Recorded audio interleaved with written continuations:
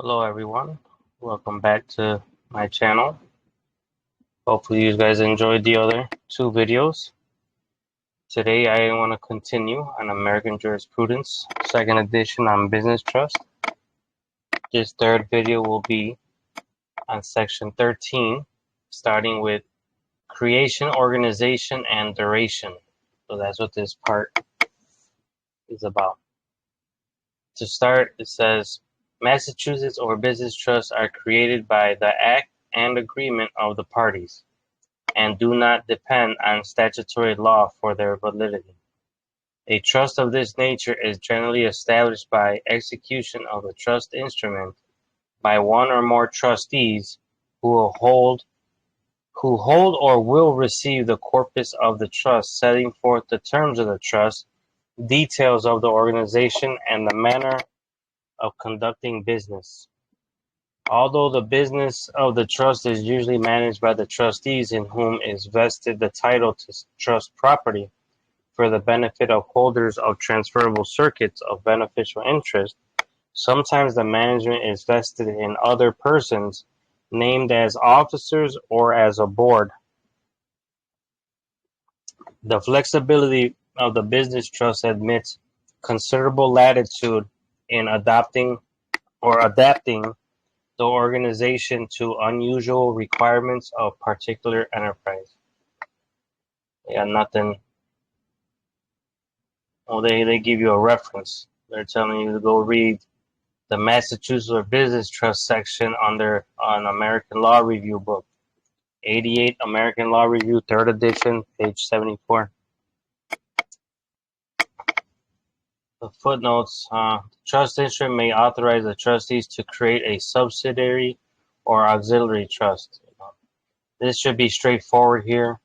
It's just the power that the grantor put in paperwork for them to be able to do. For the trustees to be able to create additional trust. Section 14, the trust instrument. A business trust is formed under or on the basis of an instrument or declaration of trust, which must conform to the statutory and other requirements relating to trust generally, and should be executed in the same manner as are other trust instruments and contracts. So formalities to be observed in the execution and acknowledgement of the instrument depend upon the character of the property involved and upon the provisions of the local statutes. This is important here. Why? The execution of acknowledgement of what it is that you're doing in the contract depends on what? The property involved. Does it have a public interest in it, like your straw man, right? Involved, and upon the provisions of local statutes. Where no real estate is involved and there is no statute requiring a writing, it is even possible, though of course never advisable, to create a business trust by parole agreement, meaning just verbal. No special form need be followed in creating a Massachusetts or business trust. It is even possible to create such a trust without the use of the word trust or trustee, where the intention to do so appears from the instrument as a whole. So this right here should tell you your words overall don't matter, right? Because it's how they're being construed. What capacity are these persons being involved? Are what capacity are they taking on, right?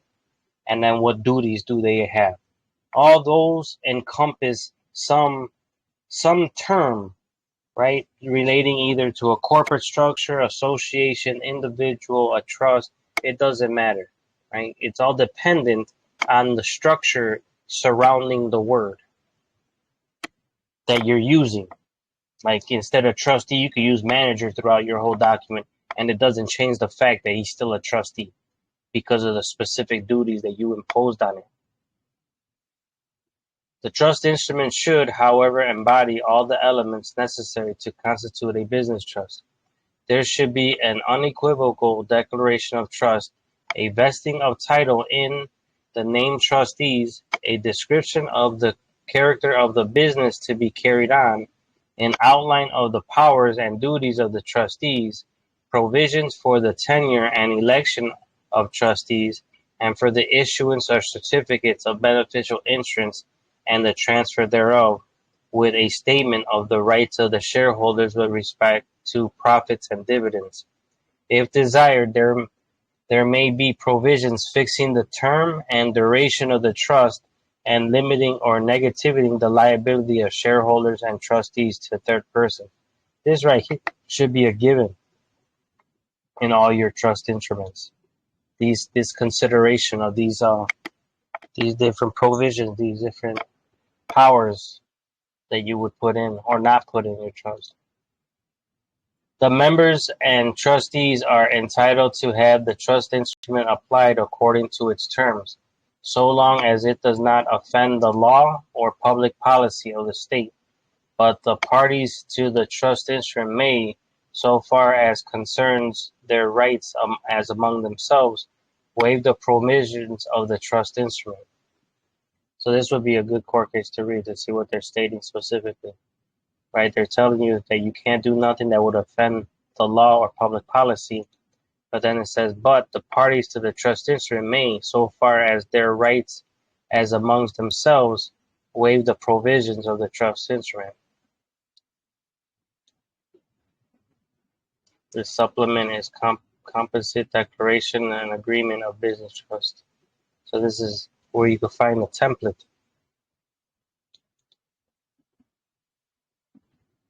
Another one, 15, American Jurisprudence. I know I got 4. I'm not sure about this one. 15,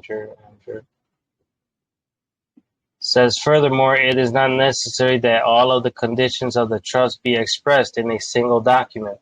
So the fact that certain property acquired by a business trust is not described in a declaration of trust does not defeat the title of the trust estate, where it is adequately described in the conveyance of the trust. So this says what? That if you do certain acts that altogether they could be construed that you are creating a trust. That's what that means. It's not all in one document. It's multiple documents together that all those powers and all those rights have been transferred over to another person for the benefit of a third.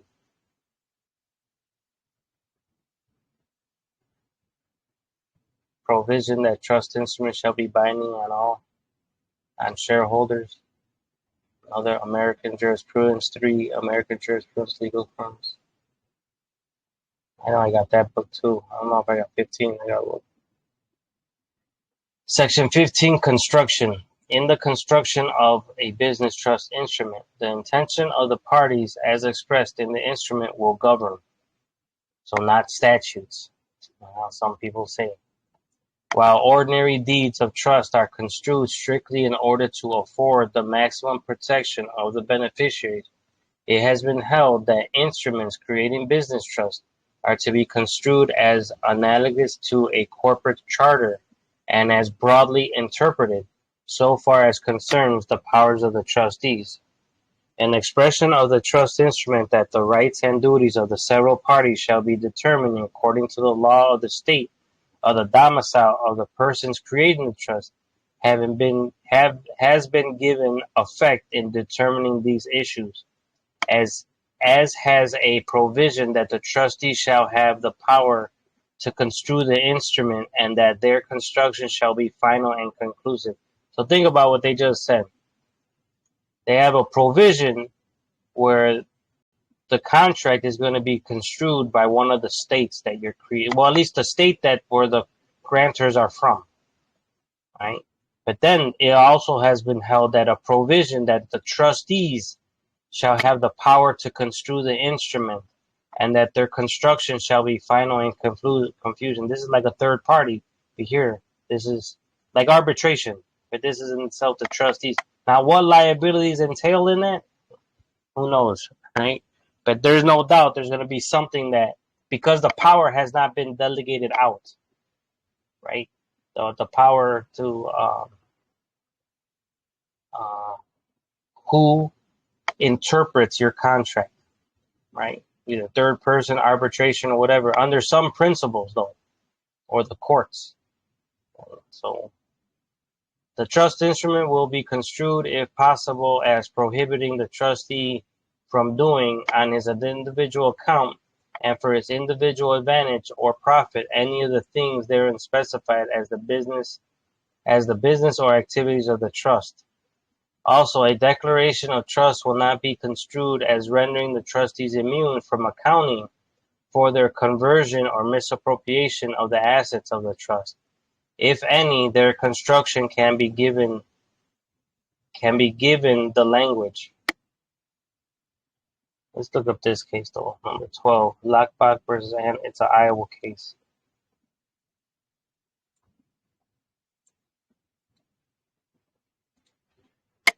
I'm gonna want to read that case. Case text, relapse, judicial, in the marriage of Anderson. Go with this one. So this is what I'll be reading later today, just to see what that case is about. On why they're saying that a provision of the trustees to construe the instrument shall be final and conclusive. I know that it's possible for certain provisions, like the determination of what is income and what is corpus. The final decision of the trustees is appropriate.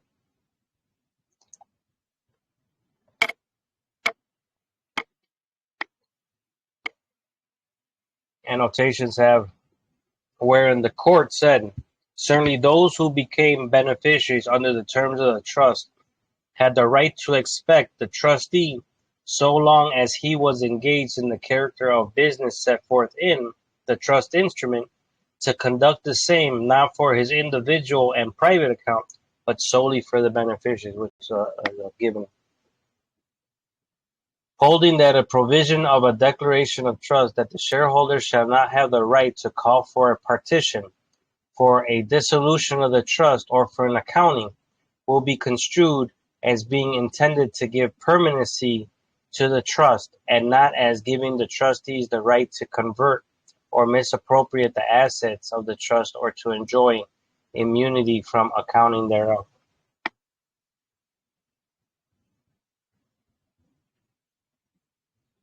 A provision of the trust instrument that the trustee shall be liable only for the result of his own gross negligence or bad faith was held not to relieve such trustee from liability for his willful diversion of funds. So a trust instrument that has a provision that he should be only liable for gross negligence or bad faith, the court still found him liable for a willful diversion of funds, whatever that specifically means. It was something that was against the trust instrument, though, for sure. Section 16, recording. The necessary permissibility and effect of recording a business trust instrument depend upon local statutes. An authorized recording of such an instrument has been held to constitute notice to persons dealing with the trust. However, the recording of the trust instrument does not give constructive notice of the contents thereof to the parties dealing with the trust, where the instrument is not such as is required or entitled to be recorded. The failure to record the declaration of trust as required by state law has been held not to deprive the trustees of the powers expressly conferred upon them by the terms of the trust. And that's annotation 17, that's what they say. Nothing. They just give you the court case. And it's a federal case, a U.S. case. Down here. No. Might be a good case to read too. Footnotes. Apparently, one dealing with a trustee in his individual capacity with respect to land, the title to which was wrongfully taken by the trustee in his own name, is not charged with notice of the provisions of the trust instrument limiting the trustee's powers in this respect, unless the trust instrument is recorded in the county where the land is situated. Recording of a declaration of trust does not necessarily charge third parties with notice of its provisions. I guess what's missing here, that I think is in the other book, is they tell you that you have to also write that liability, or that protection that you have in the contract also.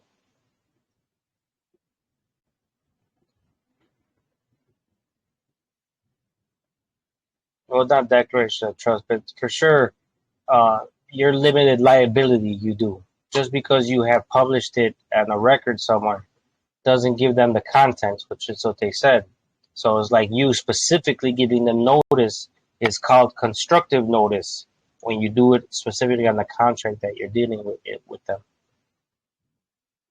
The specific statutory requirements in this state governing filing declarations of business trusts and their annual reports provide the public with reasonable means of obtaining information of such trust. Recording the trust agreement in the Registry of Deeds places upon the record the terms of such a trust sufficiently to apprise purchasers of the trustee's powers, but in the absence of a specific statutory requirement that a certificate of the issue of shares of such a trust to be recorded in the Registry of Deeds, no such obligation to record exists by implication, and such recording is not essential to a showing upon the record that the trust exists. That's Schwartz versus Share. That might be a case I want to read. Copy and paste that right there. Court listener, legal.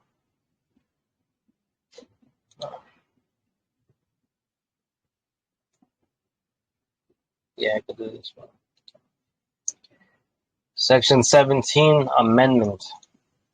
The power to amend the business trust or to change the terms of the trust depend upon the provisions of that instrument. Meaning, did the grantor allow you to? Or did the grantor allow himself to do it? Which still has to be written, right? Which will usually provide for the amendment of the trust by the trustees or by the shareholders, or by the former with the assent of the latter. So you could get one where the trustees could do it on their own because you gave them the power. You could do it to the shareholders because you gave them the power. Or you could have the trustees have that power, but they need the consent of the shareholders. Business trust should seem to be, but they missed the one that if the grantor retains it, the power to. So business trust would seem to be subject to the general rule applying to ordinary trusts, that in the absence of a provision to the contrary therein, the instrument cannot be modified or amended except with the consent of all parties. So that's a general rule. Moreover, a non-assenting shareholder in the business trust has been held not to be bound by the fundamental change in the character of the trust from a profit to non-profit organization, and to be entitled to recover from the reorganized trust and its trustees the face value of his certificates with legal interest. Right? Because your investors initially invested in what your idea was. You changing it completely into a completely opposite of what it is, from like profit to non-profit.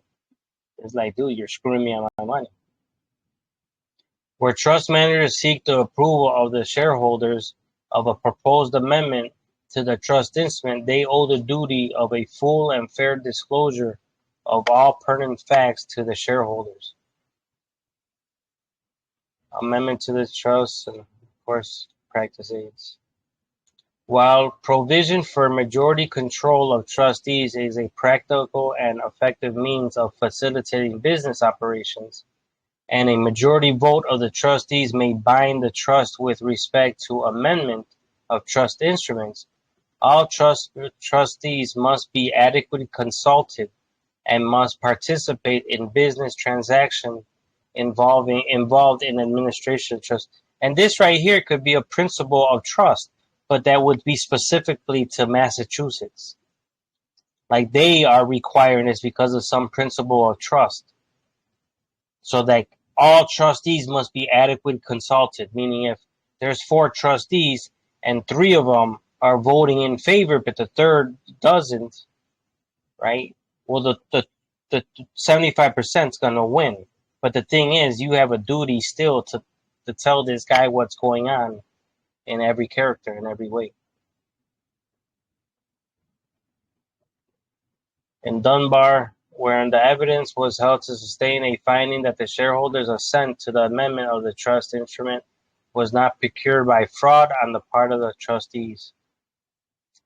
Where trust managers, in notifying the beneficiaries of a proposed amendment to the trust instrument, do more than briefly specify the nature of the proposed amendment as directed by the trust instrument, and become advocates for the adoption of the amendment, it then becomes their duty to make full and fair disclosure to the shareholders of all facts upon which the shareholders must exercise their judgment in determining whether to approve or disapprove the amendment. And an amendment adopted without full disclosure is ineffective and void. But like I said, this is only applies that if you put a provision in your trust instrument that the trustees have to ask for a vote or some permission from the shareholders. You know, and you should all know already, you giving that type of power to shareholders automatically does what? We learned it from above. Section 18, name and seal.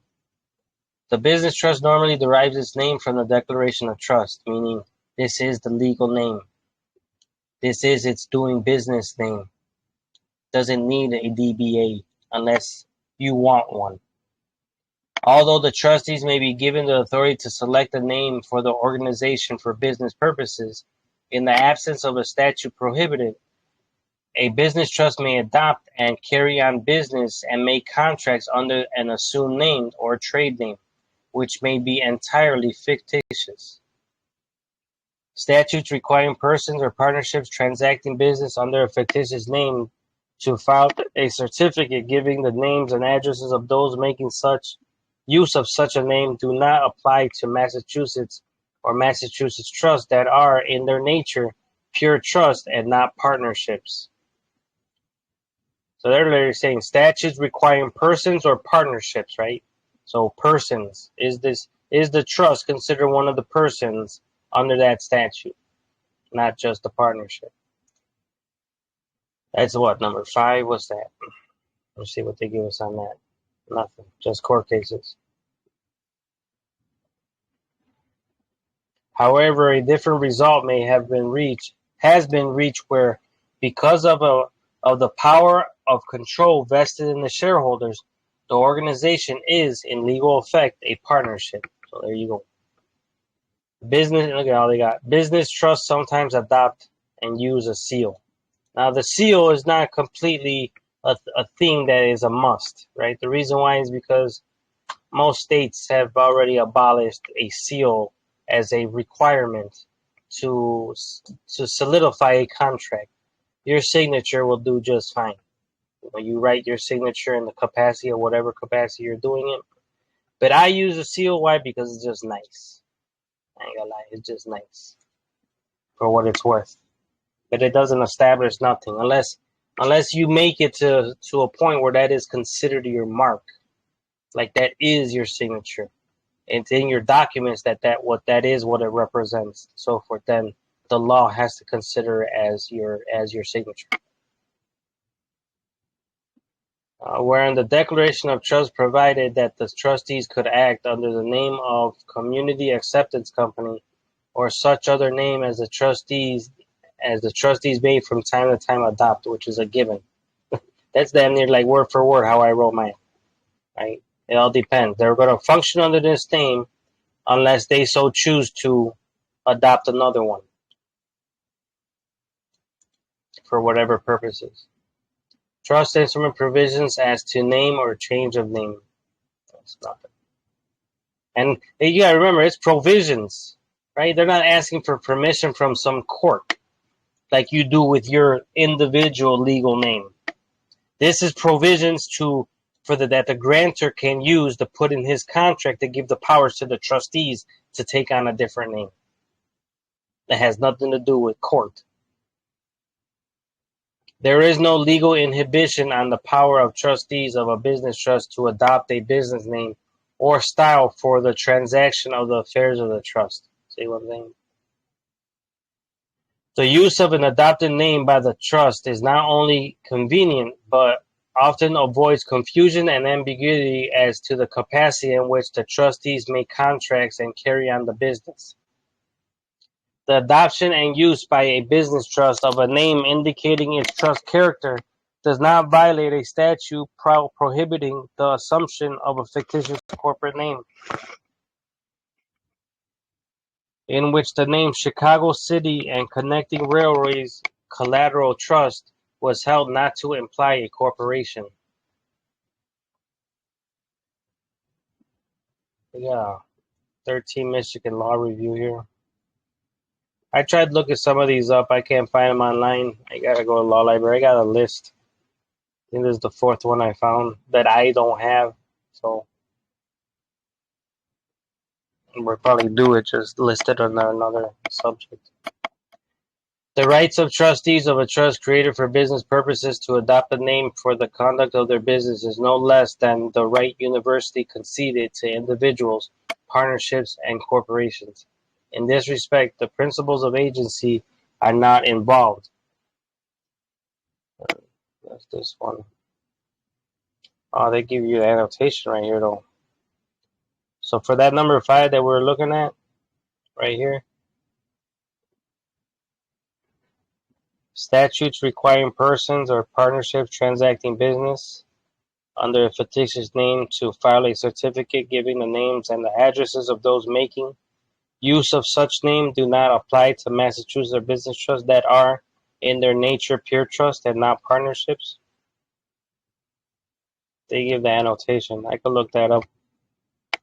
No, page 79. I gotta remember that, page 79. Authorization of trustees to adopt and use a seal. So that's just a provision. 3, American Jurisprudence Legal Form, Section 3. So Section 19, bylaws.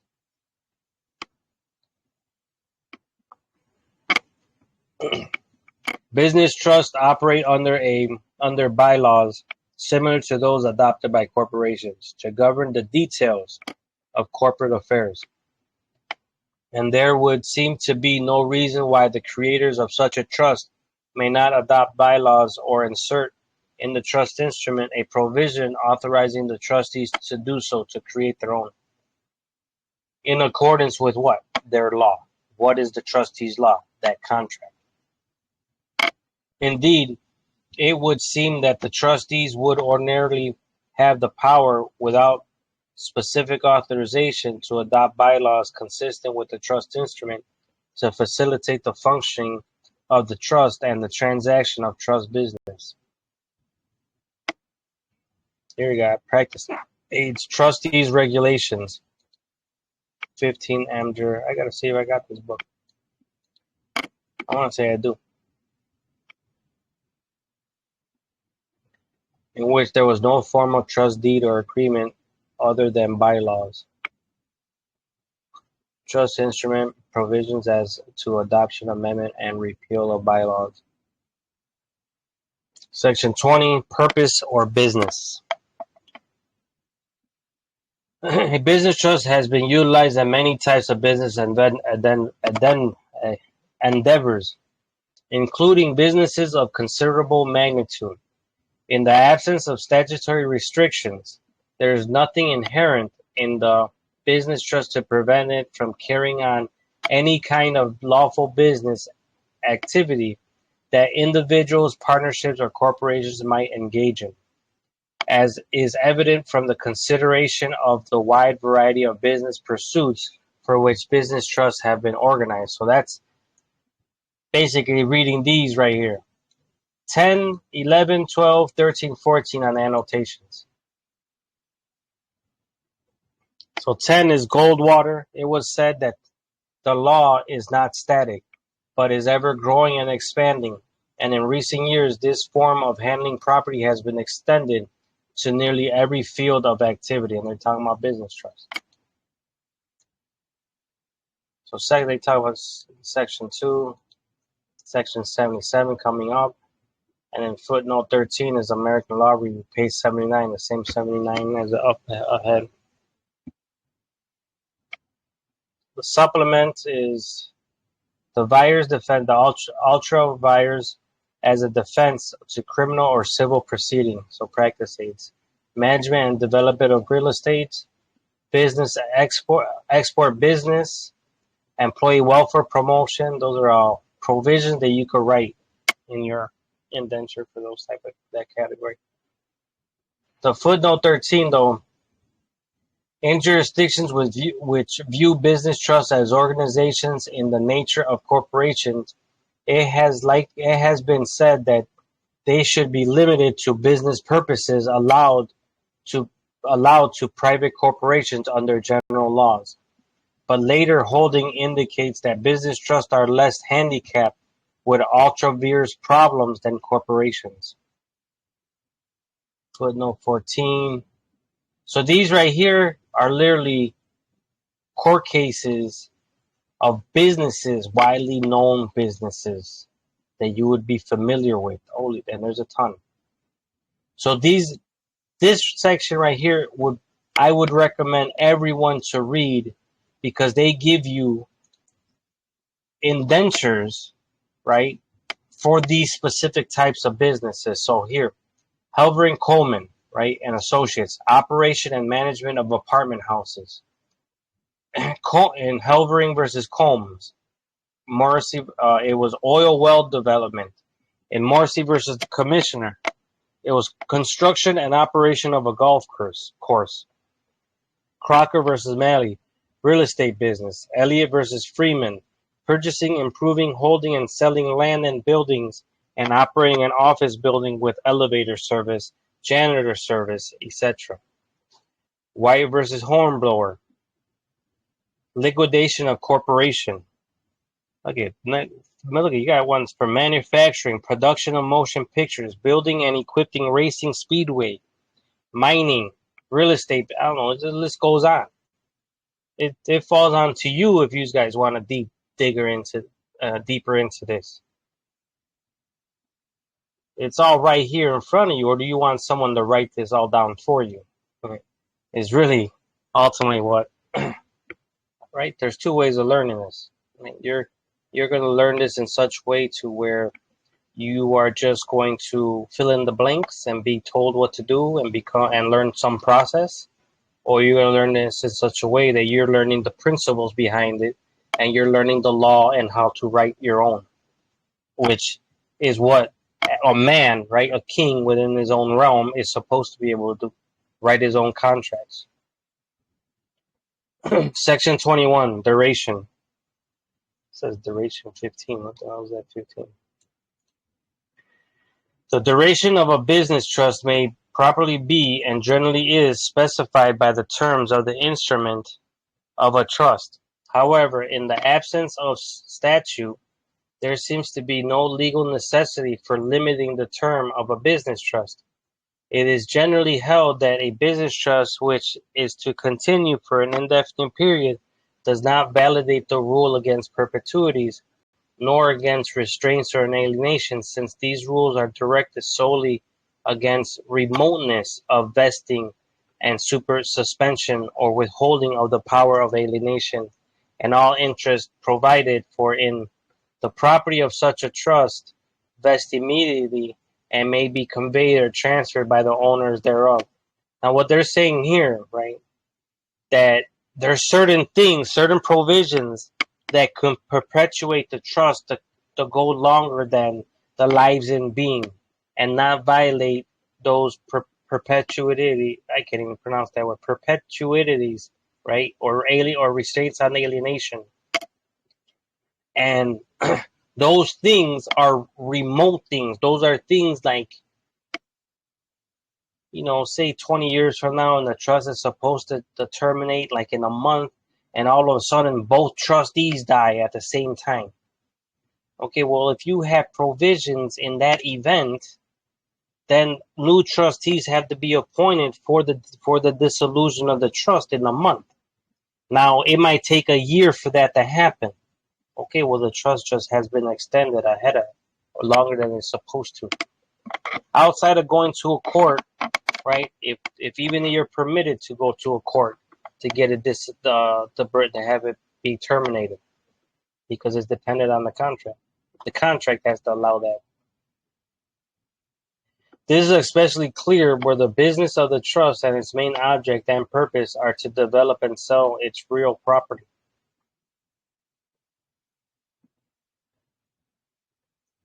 So termination and dissolution, they want us, that's section 92. That's going to be later still. Footnotes involving an Oklahoma statute authorizing the creation of express trusts, including business trusts, requiring that such trusts be limited in duration either to a definite period or not to exceed 21 years or to the period of life or lives of the beneficiaries or beneficiaries thereof, and requiring that the trust instrument shall specify the period of duration. And that's where I'm at. You know, they say 20 years after the last death of any persons involved in the original contract. So I could have it to where the last remaining person passes away. 21 years later is when the termination of the trust happens. But does that mean that I cannot transfer property, move it around, and technically extend its life by transferring the interest and doing other things with it? Of course I can. But that trust will die. It will just be succeeded by something else. The entire ownership is never for a moment uncertain or unvested, and at any time each owner can freely dispose of his property, or it can be transferred to his creditor by the ordinary processes of the law, or the trust can be terminated at will of the owners of the equitable interest. The thing with this, right, is in some states where I'm at specifically, they don't allow you to restrain the beneficiaries from being able to sell or transfer those shares that, their beneficial interest in your trust, right? But there's nothing stopping you writing in a provision that you get first dibs. If they have an intent to sell it, right, then you have first dibs to buy it to match whatever value that they are able to get from someone else. There's ways around it to be able to restrict or stop that sale. Can it hurt you? Maybe. Can it not? Can it be a benefit? Whatever, never know. You're almost unlimited on what you could do. It's all about, how I put it, the trust you create is only limited by your imagination. And that imagination is only restrained by not violating someone else's rights. And the public has rights. A provision of a trust instrument giving shareholders the right at any time to terminate the trust and to acquire absolute ownership of a portion of the trust is sufficient to prevent perpetuity or an illegal restraint upon alienation. But if you do this, what does that do? Right? What type of business entity did you just create by giving the beneficial interest this type of a power? That's what it all comes down to. So the next part is going to be, and the next video is going to be part 3, right? Shares and certificates. Still continue with American jurisprudence, and that's going to deal with, the beneficial rights, the certificate holders, and so forth. Classes of shares, subscription or purchase, effect of fraud, misrepresentation, and violation of law, and so forth. What amounts to fraud and misrepresentation by the trustees that are selling shares, or whatever, or other promoters, because the concept really is promoters. Transfer or pledge,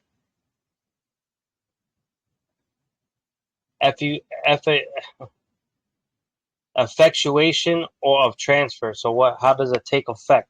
Like if if you have a provision in your trust instrument to prevent the transfer of something, right, and they sell it without completing your process in your trust document, right, then you have no obligation to, you don't have no obligation to make that valid or to acknowledge it or recognize it.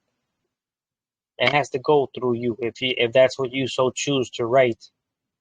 Here's for gifts, right? And the next one after that one is going to be shareholder, members, and beneficiaries. That's going to be their rights. So this one's going to be all about the shares, and then it's going to be their rights after that. So hopefully you guys enjoyed what you heard. If not, so be it. But send me a message if you guys have any questions. And for sure, try to subscribe. It doesn't take nothing but to click a button. Have a good night, and until the next one.